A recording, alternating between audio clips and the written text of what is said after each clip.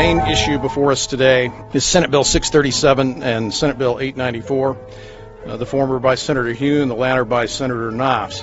We're going to invite the first four witnesses in support of the legislation, and that would be John Jones with Sprint, David Lewis and Andy Emerson with AT&T, Neil Krevda with Verizon, and Frank Alcavetti Jr. with T-Mobile. So be straight with me. Is it true?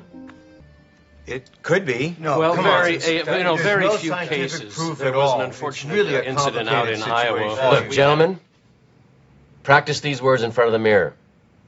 Although we are constantly exploring the subject, currently there is no direct evidence that links cell phone usage to brain cancer.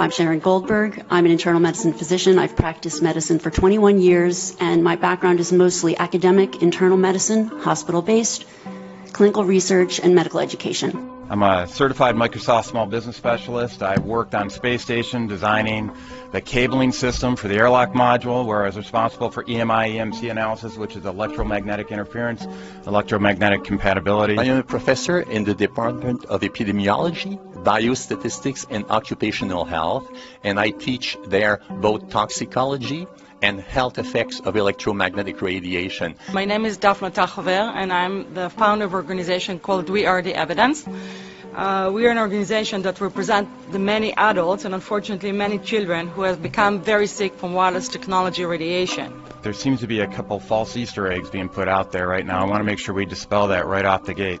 The effects of wireless on health scientifically are very, very clear.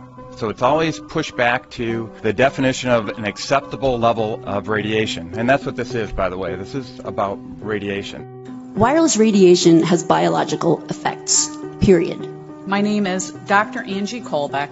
I've been reviewing the studies showing the impacts of wireless radiation on our health, and there are now thousands of studies showing the following adverse health impacts to wireless radiation: cancer, oxidative damage, DNA damage, DNA failure. Things like memory, dizziness, anxiety, brain fog. Headaches, nosebleeds, cognitive problem, exhaustion. We have evidence of DNA damage, cardiomyopathy, which is the precursor of congestive heart failure. Short and long-term memory loss, decreased attention spans, lower reaction times, even involuntary contractions of muscles causing misalignments of spines and jaws. Breast cancer. We suddenly have breast cancer in women who have no DNA predisposition.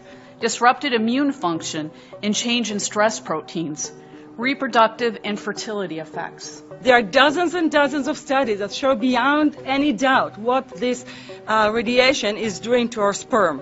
Now, if you take the cell phone out of your pocket, the sperm will recuperate within 3 to 4 months. What would not recuperate would be the damage to the DNA of the sperm. That is irreparable.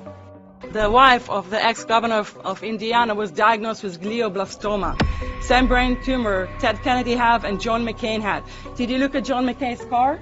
This is a cell phone brain tumor. LeBron James, one of our sports people, had a salivary gland tumor. That is another cell phone tumor. You didn't hear about it because immediately after that was discovered, he was paid by Samsung to become their spokesperson. We are seeing increases in brain tumors.